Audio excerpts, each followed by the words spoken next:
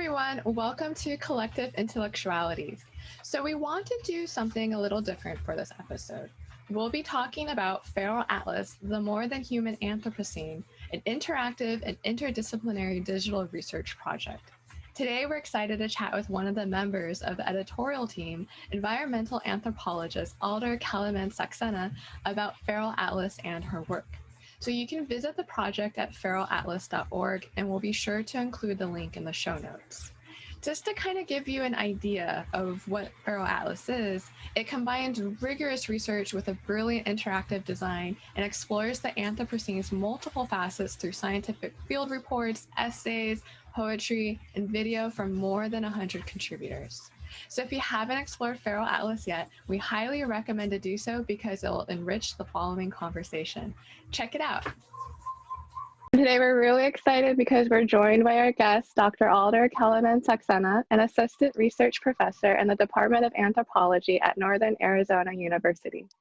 As an environmental anthropologist whose research examines agricultural diversity and human social relationships, especially via food cultures, her work also explores human ecologies and the social and material implications. Recently, she is a co-editor and co-curator of Feral Atlas, which we're really excited to discuss today, a transdisciplinary multimedia project that examines the Anthropocene. Welcome, Alder. Thanks so much. Thanks so much for having me. So Alder, thank you for being on. We're very excited to have you here today. We wanted to begin by asking you about the Anthropocene. It's a key reference point in your work, and for those not familiar with this concept, could you explain why this is a concept that needs to be wrestled with? It's fairly contested, and there are a lot of debates. And what is at stake in thinking about this concept? Oh, what's at stake? The future of the planet, I suppose, and life on it. I guess that also depends on which side of the debate you come down on. So maybe I can start with the first piece of that, which is just to sort of give a little bit of a primer on what I mean when I say Anthropocene. And I think I share that with many people, although as you signaled, there are big debates on this topic. The Anthropocene is the word that's used to denote effectively a new geological age, where human influence is dominant from pole to pole across the planet.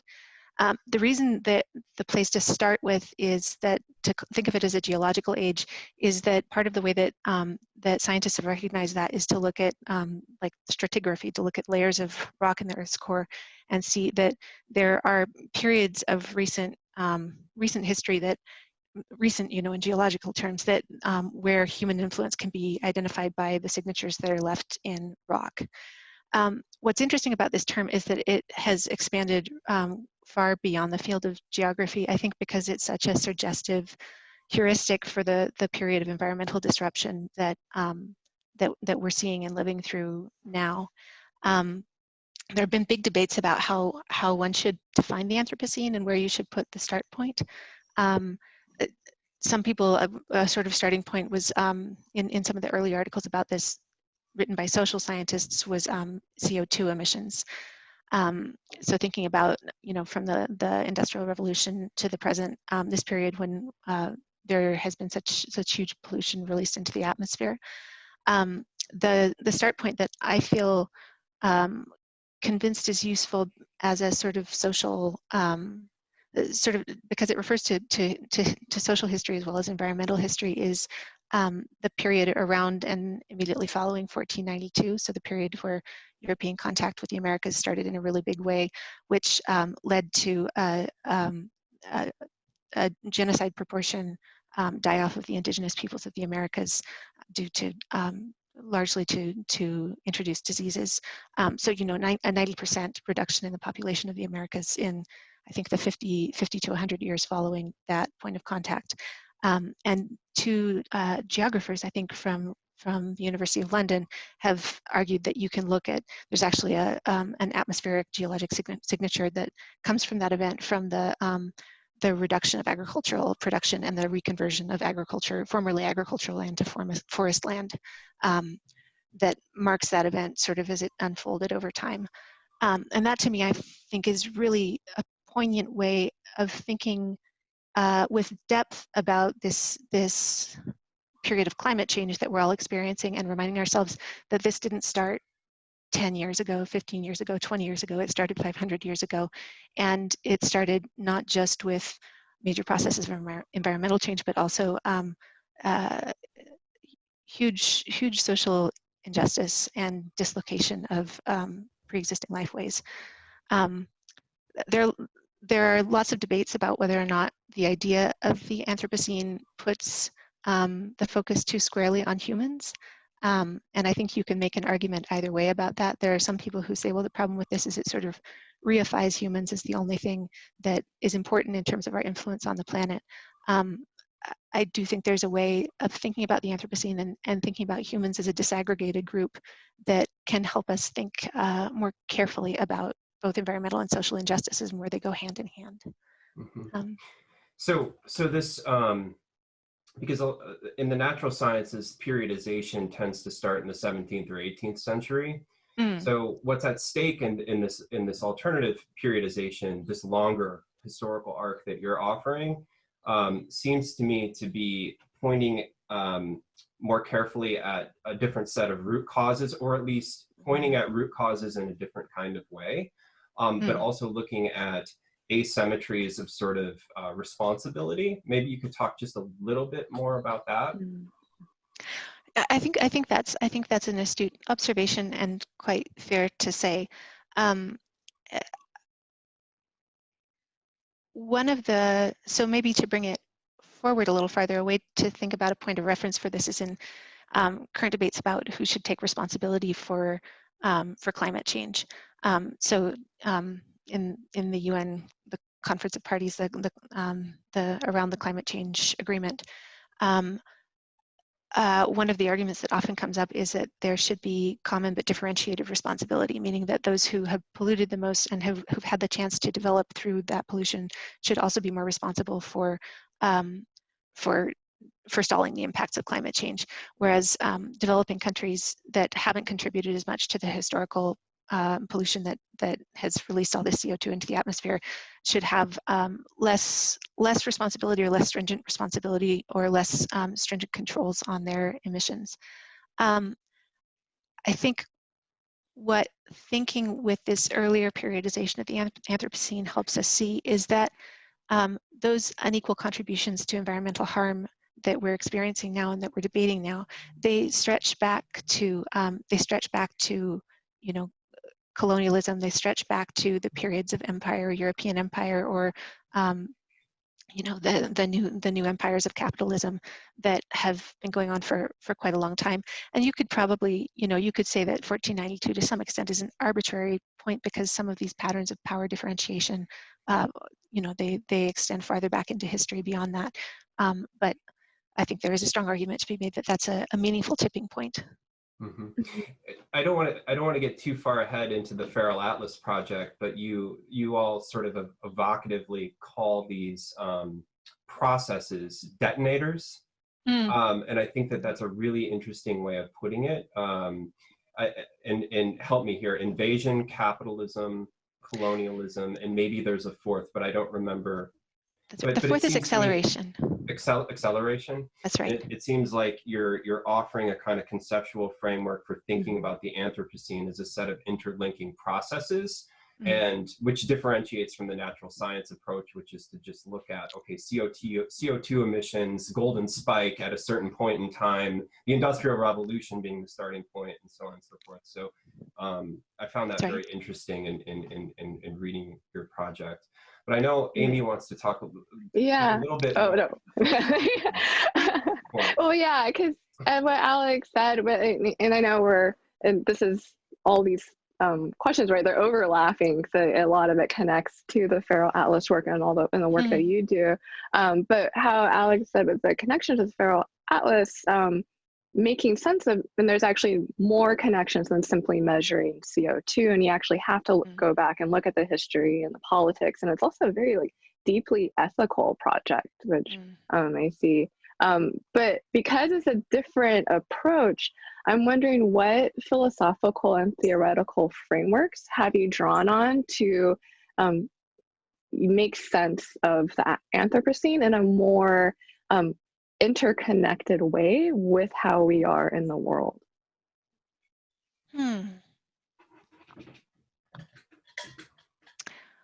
That's so I think maybe that's actually a good place to mention my my co-editors, my collaborators in the Feral Atlas project. So the lead editor of the project is Anna Tsing, who's an anthropologist from the University of California at Santa Cruz, and also Aarhus University in Denmark. She is a theorist in feminist political ecology, and particularly where feminist political ecology intersects with science and technology studies. So I would say to some extent those are the two major framings for the project. We also worked with Jennifer Deger, who's a visual anthropologist based at James Cook University in Australia, in Cairns, and Feifei Zhou, who is a landscape architect and digital artist. She's originally from, I'm forgetting the city in China, but she has recently done a degree at the Royal School of Art and Architecture in London. And I think each of us is bringing a different set of sort of theoretical lenses and backgrounds to the project. So I hesitate to try to make a laundry list because I'm sure I'll leave out something that's important to one of them.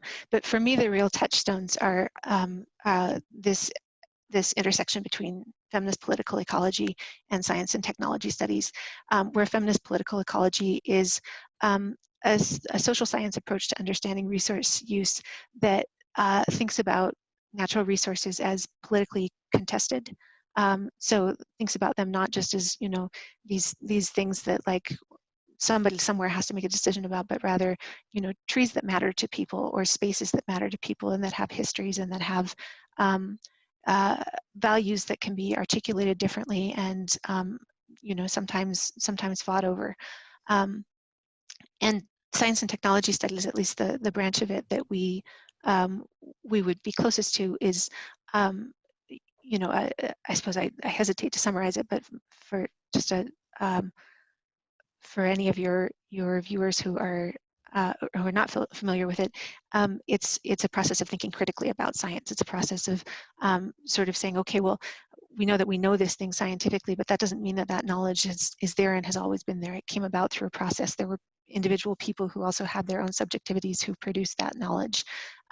So, you know, that then leads to these questions of sort of, you know, the new materialism and intersects with multi-species anthropology and the ontological turn, which are areas of theory that I imagine we'll talk about a little bit more as we move along.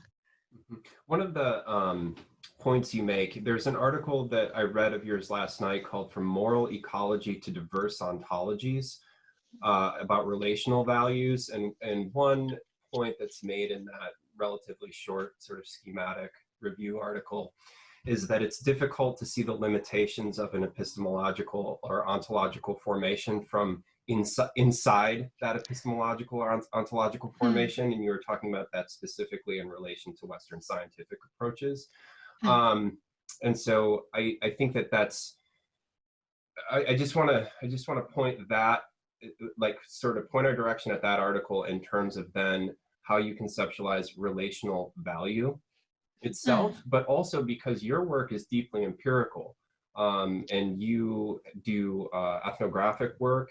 And I was also interested in this idea of ethno, oh gosh, I'm forgetting the term, but a kind of way of incorporating nature into ethnography. If I may not be getting that exactly right, but I'm wondering if you could talk a little bit about how that kind of close empirical ethnographic work can help decenter, perhaps, that kind of dominant epistemological, scientific, instrumental way of measuring value in relation to this other relational values schema that you are outlining. Let me think about the best point of entry for that. There's a large body of social science work on traditional ecological knowledge. So trying to better understand indigenous knowledges or traditional, even if settler knowledges of about places and about ecosystems. I think the important thing about that sort of approach to understanding knowledge is that it takes very active and I have a friend who has talked about it in terms of long-term listening. And that can mean something, I mean, that actually is much more complex than it sounds, because it may also mean acquiring a local language and then finding yourself to be able to be attuned to, you know, slang or informal ways of expressing things in that local language that might not have direct translation into your home language. And I think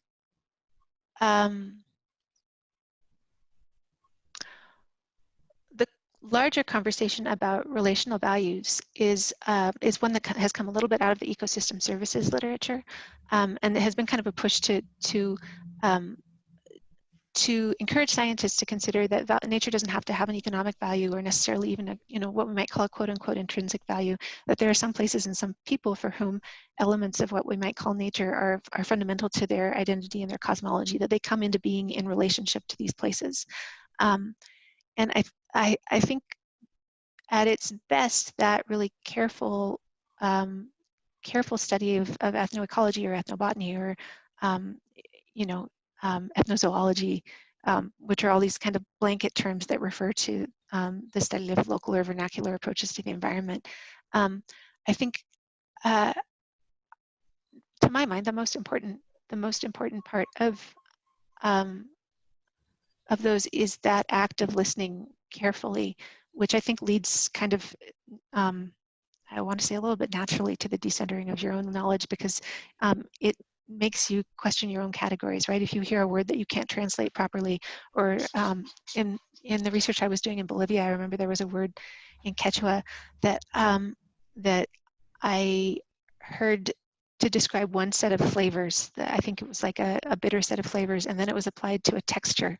And I remember thinking, well, that's strange. It's a flavor word. Like, what does it mean that they're using that to think about this totally different category of sensation?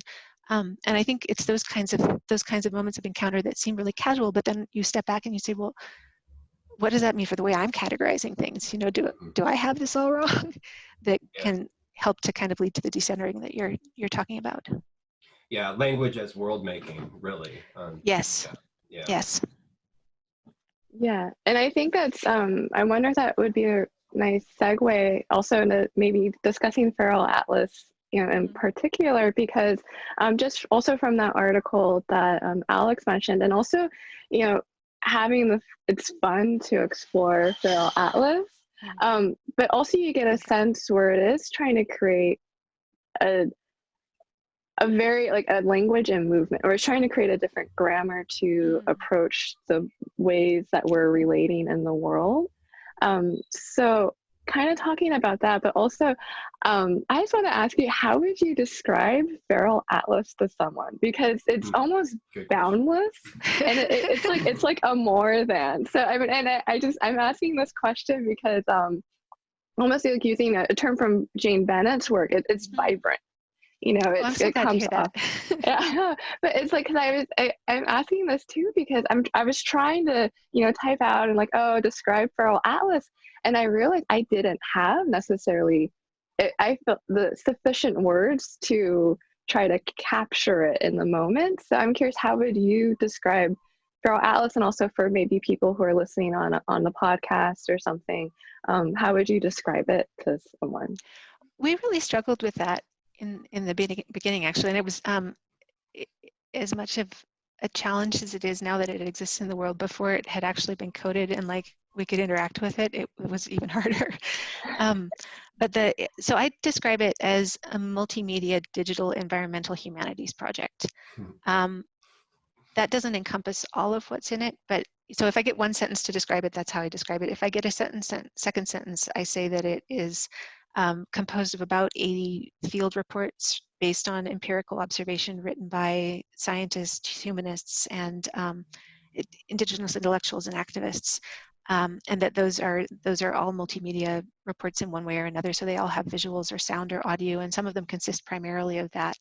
And then if I get a third sentence to describe it, I say that it is built on an interactive, purpose-built web platform, which has theory arguments built into it, and which intends to sort of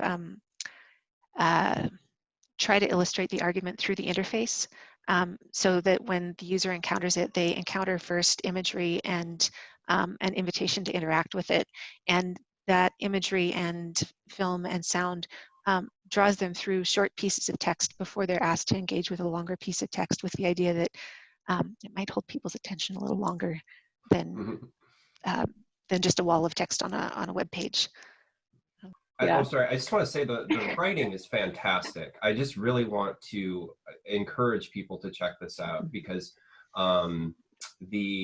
it's playful, it's sophisticated, it creates a conceptual grammar and language to think about the world and the Anthropocene, for that matter, in an interesting way. So, what would you want with Feral, or what would be your hope with Feral Atlas? You know, because it is doing this theory making, but also connecting it to the Anthropocene and having it as a pedagogical project for people who interact with it to then maybe do something, you know, outside of the interaction with, say, the website. I think there would be many. So I'm thinking carefully about. I'm going to say this is coming from me, and I think it probably would resonate with my co-editors, but blame me if it's wrong. I think one of the sort of key takeaways that we would like people to have from engaging with Feral Atlas is the encouragement to look carefully, and look carefully at like where you are, whether that's where you are on a web page, or where you are in a landscape, or where you are on the map. One of the challenges of thinking with the Anthropocene as a term is that I think a lot like climate change, it is really easy to think about it as something unitary and external to you. So it's really difficult to grapple with, like, how do I, even if I can reduce my own emissions, like what's the, what good is that going to do when everybody else is continuing the same kind of behavior? And I think hopefully a takeaway from sitting with Feral Atlas for a while would be, first of all, to understand that like environmental change is not limited to climate change, that climate is one of our big problems, but there's so many other things that are happening and have happened to environments that people survive in, that reducing all of that to climate change can sort of miss the point about what makes for a livable space. And that could be a livable space for humans, or it could be for lots of other creatures. And then I think a second thing would be to you know, consider what's happening around you. You know, even if you're in the position of being someone who's trying to build better systems or better interventions, rather than just kind of like taking an idea from someplace else and plopping it down without considering the place that you're working. Maybe start by thinking from the place that you're working in, and the people who are part of that place, and asking like what would work to fix the concrete problem that we have here. So I think that sort of careful attention to place would be a big part of it. How does that intersect with the concept of infrastructure and the concept of feral itself? These are distinctive concepts within the project, and I'm wondering how that place-based view intersects with those concepts. Right. Yeah. So those are really, really good questions. And I think actually it's important because we're using both of those terms in ways that are different from how they're used in some of the rest of the scholarly literature. And that's not, you know, wanting to discount any of the theory that's been built up around them. But when we talk about infrastructure, we actually mean quite concrete landscape modifications. So we mean dams and roads and shipping routes, the kinds of things that have a material impact on the earth and its systems, or on a specific patch of land.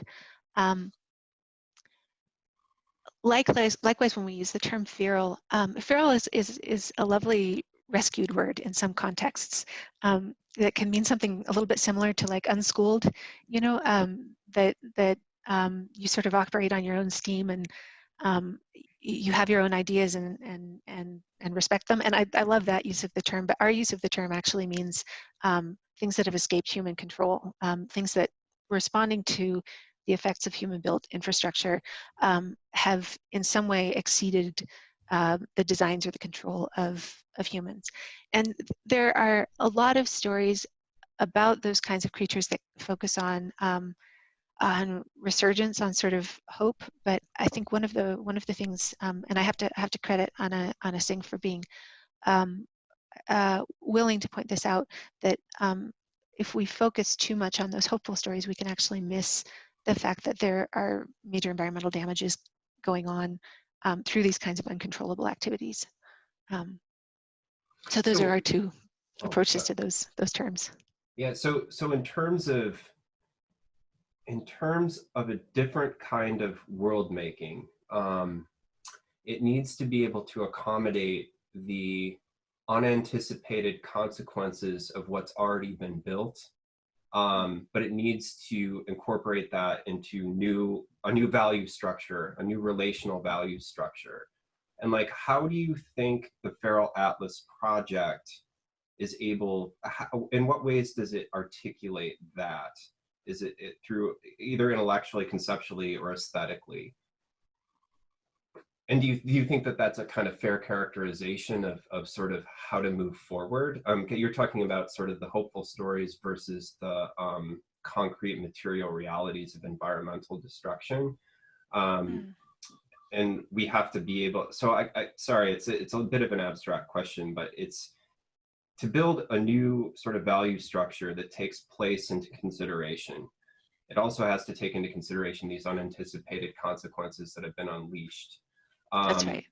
Yeah. So I guess I'm just trying to think through, how does Feral Atlas, as a pedagogical medium, help people to think that problem instead of relations? I think that is, I really like the way that you phrase that, and I think it's a good encapsulation of sort of where the project is going. I want to say that if that's the question that one comes away from the project asking, that's the right starting point, or that's a right starting point. Let me put it that way. So I think I can think of some examples that I like, but that aren't part of the project necessarily. So there's a restaurant in New Haven, Connecticut. It's a sushi restaurant that serves largely invasive fish species.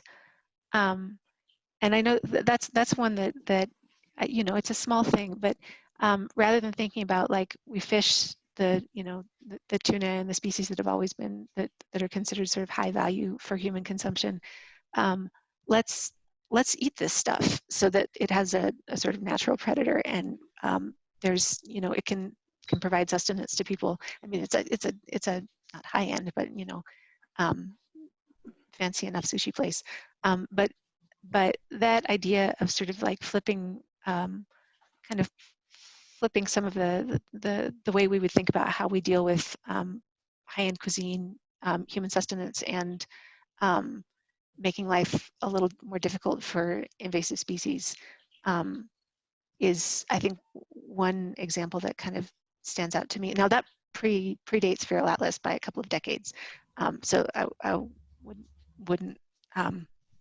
any intellectual credit for that. In fact, we should probably think of Mia's sushi as an inspiration instead.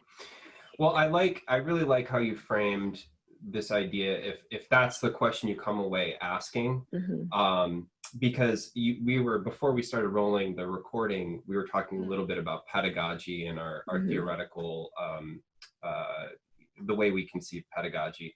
I mean, one way we conceive it is it's necessarily open. It's to suggest that the future is necessarily open, that history is necessarily open, and you know, it's that modernist conceit that you can create a blueprint and apply it, and that's precisely not the kind of approach that you all are advocating for, or that we would advocate for. But also, I guess, we don't want pedagogy to just be an idealism. How can we think about pedagogy as something that does inspire constructive, meaningful, collaborative action too? So, I mean, I guess asking that question is maybe a good first step toward action, perhaps. So anyway, just to follow up to that, but maybe that's a good segue though to talk about the because the project itself does have a lot of it spent a lot of time and energy on teaching resources. So do you want to talk or ask a question about that, Amy, and maybe direct our attention toward that? Yeah,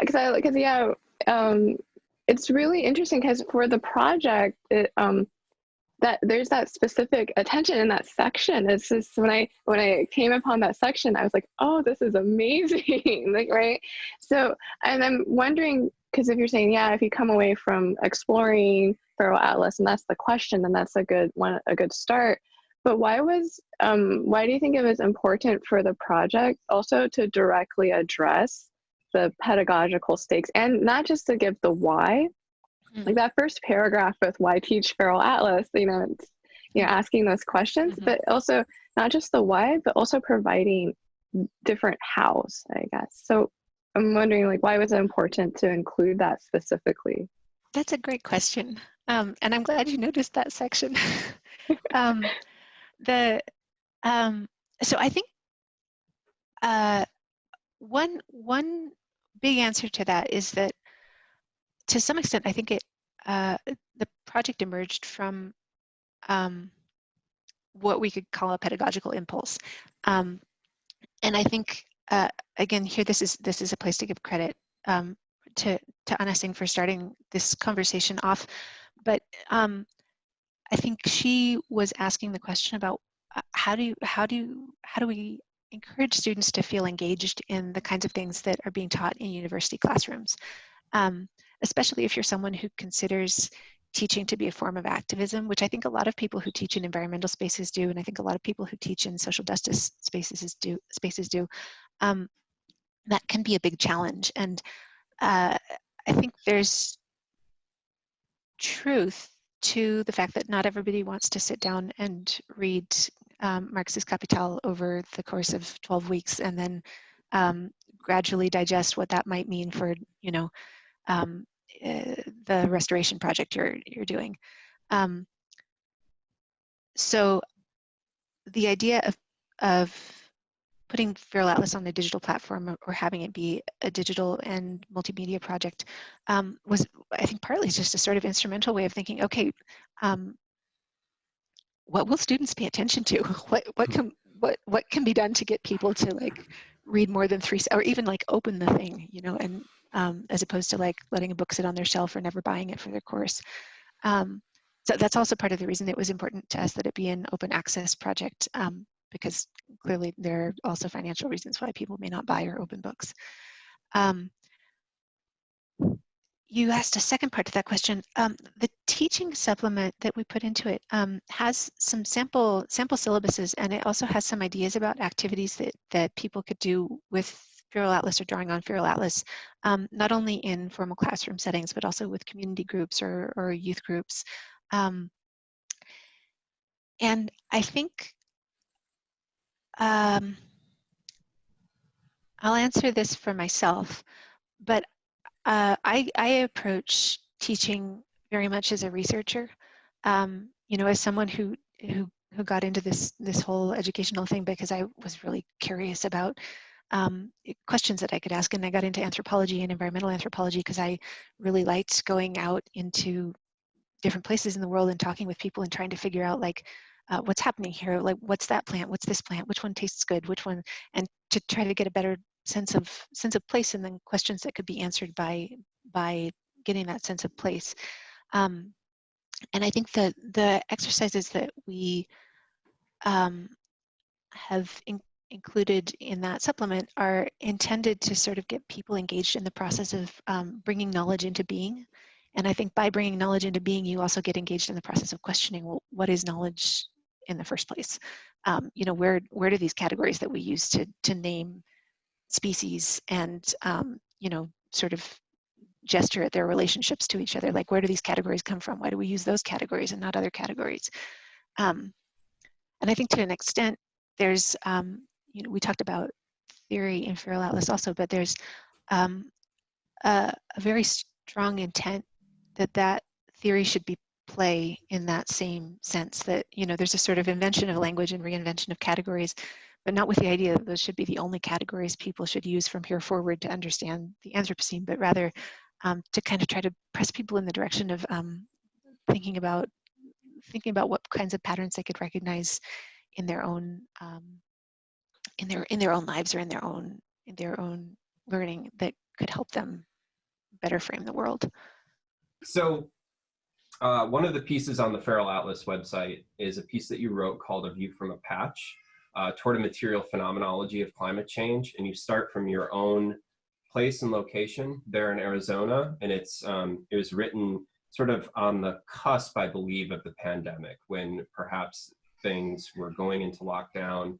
We're having this massive wildfire crisis. And you frame that article, you know, from that vantage point around this conceptual, theoretical construct of material phenomenology. And I'm wondering how material phenomenology can function as a pedagogical theoretical construct to make sense of location and also these broader sort of environmental processes. So I would hope I would hope that I think a way to think about the question of material phenomenology, I guess we could start from a theory in, or from like the sort of grounding of the concept out. But I think one of the things that piece was meant to sort of bring home, and also to you know, help me think through, is that at this point in time, we all have situated knowledge of climate change. You know, it's something that we've all experienced in one way or another, if we're alive at this moment in time, and we've each experienced it from a patch of space on the Earth. You know, that space around us that we can see and that we experience regularly. And for some of us, that's a lot of different patches of space, and for some of us, that's a very grounded patch. But I think one of the things that sort of, to me at least, becomes important when I think about a situated experience of climate change or situated knowledge of climate change, is to think about the fact that that intersects with all these other forms of my experience as a, you know, as a human. It intersects with my concerns about my employment. It intersects with my concerns about the health of my children. Also with, you know, where we live here in Flagstaff, the major sort of potential environmental impact of climate change. There are many, but the one that is sort of the most frightening is wildfire. We live in, you know, this beautiful city that has trees interspersed throughout it, but there's a very real possibility in a dry year that a city like that could have a wildfire rip right through it. So I think what is potentially, what I would hope would be the utility of an approach like that, and I should say it's, you know, I'm not the only anthropologist that would talk about climate change in these ways, but what I would hope would be the utility of an approach like that is to get people thinking about like a sort of toes in the dirt approach to understanding what climate change means. So it's not necessarily something that you define only by level of carbon emissions or by degrees temperature rise calculated year on year. Those kinds of sort of abstract, like planetary patterns, but actually something that that you can experience in a way that that both validates your own experience and really considers specific impacts in a specific place. Yeah, I think it's just having that, right? It's not just the idea of, but the feeling of that affective, the sensational feeling of that to make the connection.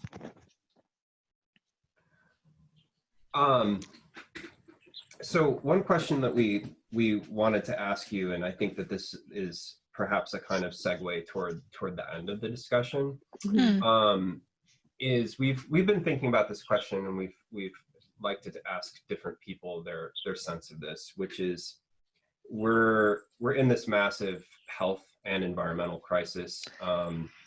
The pandemic being the health crisis, climate change being the environmental crisis, and all the associated attendant aspects of climate change. And I think during this pandemic, everyone really desires a return to normalcy, but we know that a return to normalcy is to return to a state of business as usual for global capitalism, which is eroding the basis of life on the planet. And we're trying to think about those forms of denial and also perhaps powerlessness that people feel to have any other options but a return to that. And we're wondering how this project, the various projects that you're engaged with, might help us think about that particular dilemma. What ways can it either disrupt these patterns of denial or give people a sense of agency to think about creating a different kind of world? How does it help spark an imagination beyond this sort of dead end? This very much dead end system of capitalist modernization that we have to deal with.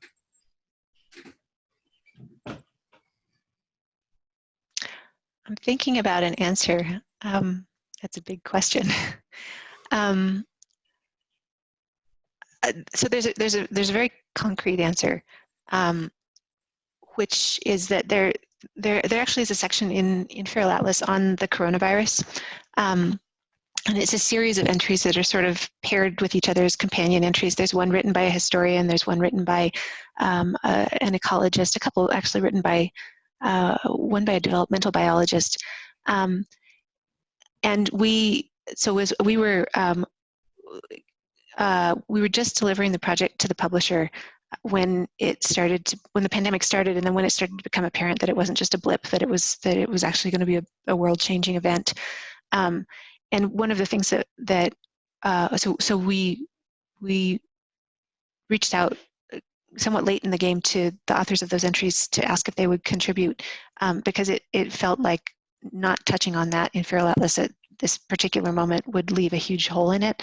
But it was also a moment when things felt so indeterminate.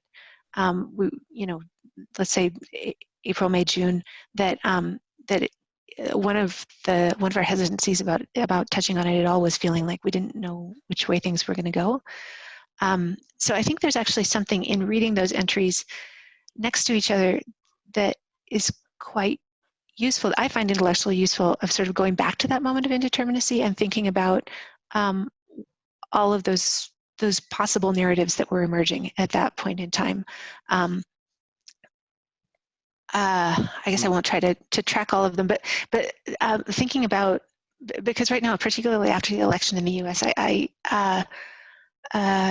there's a sense that I get in the communities that I listen to of like just exhaustion and entrenchment, and people have been shouting the same things at each other and over, and nobody feels like they've been heard. So I think there is utility maybe in going back to that and remembering a little bit of that sense of possibility. The other thing that's just a sort of broader thing, and is maybe a piece that's more about my own intellectual trajectory. One of the things that has been most interesting for me and most challenging about working on this project is working with mediums that I'm not familiar with. So, the digital architecture of the site, but also the visual and film media. Sound is a little more accessible to me, but my home form of expression is text and words. And I think that's true for a lot of people who succeed in higher education. True to an extent that often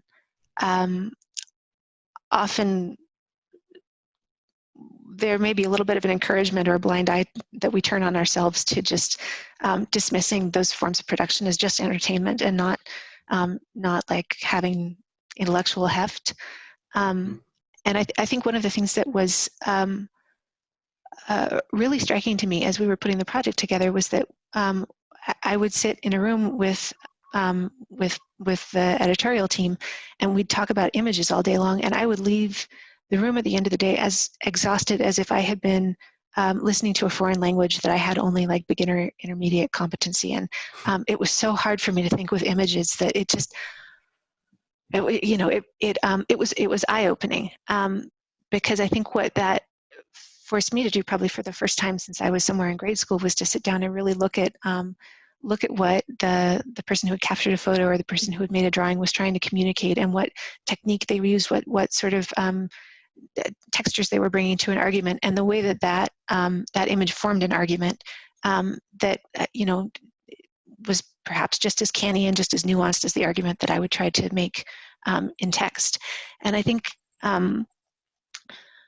for me moving forward, part of what that inspires me to think about is, and this is maybe more as an educator than as an individual, because I have zero artistic talent, but to think about how to create spaces, whether they're formal classrooms or other spaces, where those kinds of expression are actively brought into dialogue with the more sort of traditional academic or science approaches to understanding environmental issues. I learned so much from it personally, and I think it also sometimes just makes me stop and think, okay, if somebody's telling me something is deeply important to them through this production of art or production of music, I need to stop and listen to the fact that they're saying this is important, not just tick off the box like this person says yes, this person says no. I need to stop and think about, like, what's the broader meaning of it? Like, where does that fit into a social structure, an economic structure, an educational structure, and what does that tell me about how we can move forward? So that's a long-winded way of saying, answering the question that you posed, but I think that's my takeaway. I would actually like to just re-summarize a little bit, or like translate it in a slightly different way. Please. So yeah. As opposed to so we're in a social and ecological and political points of crises intersecting.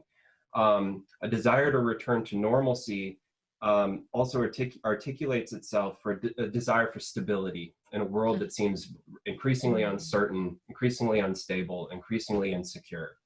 So it's not just normalcy, it's trying to achieve some sort of security, or perhaps even certainty. And the idea of having to, the idea of creating some other paradigmatic way of living together in this world is very indeterminate. And there's fear attached to that.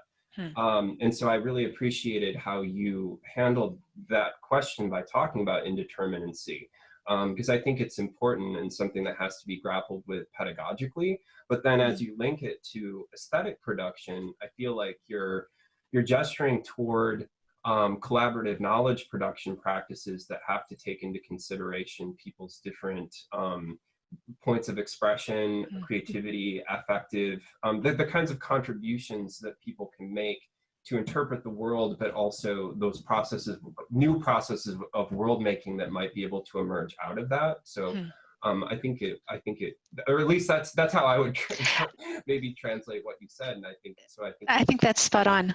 I think that's spot on. Yeah. And one of the concrete places that takes me to is thinking about, what does it mean that most university students, I hope, have smartphones and are engaging in Twitter and Instagram, and there are all these capacities for multimedia production that we carry in our pockets these days. So that's, in a post-feral atlas world, that's part of where I've been going in terms of my thinking about teaching, that asking people to engage with socio-environmental issues, not just as like consumers of the information, but also as producers of media, is maybe one way to open up new creative conversations. Certainly not a panacea. Excellent. I would just, I think this is the final question. Unless, Amy, unless you have one more, but I would just like to ask, what continues to provide inspiration and hope to you as you do this work?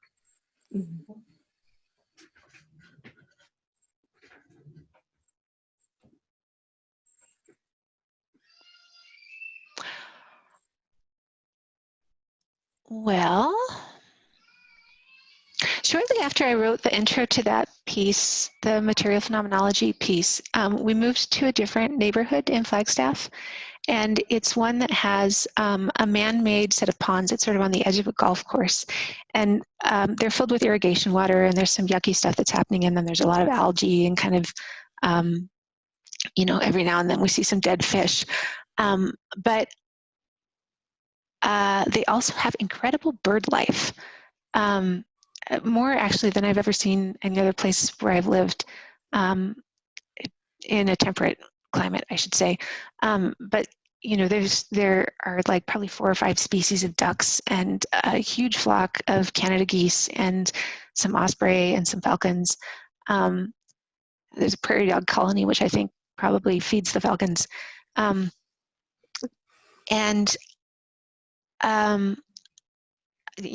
take my kids out there to try to run some of their energy off on a relatively regular basis. And I think the thing that really I like about that space is that it's a built environment that also has kind of fostered some coexistence in a way that is positive for lots of growing things, including little representatives of the next generation. So, that's maybe a long-winded way of saying I like to go for hikes in nature, but there's specific characteristics of that nature and the tenacity and the capacity of something really beautiful to emerge even in places that where you might not think you'd find it. That I draw some hope from. Excellent. That makes a lot of sense. Yeah. Yeah, that really does. Well, thank you so much for your time today. It was really lovely to talk to you.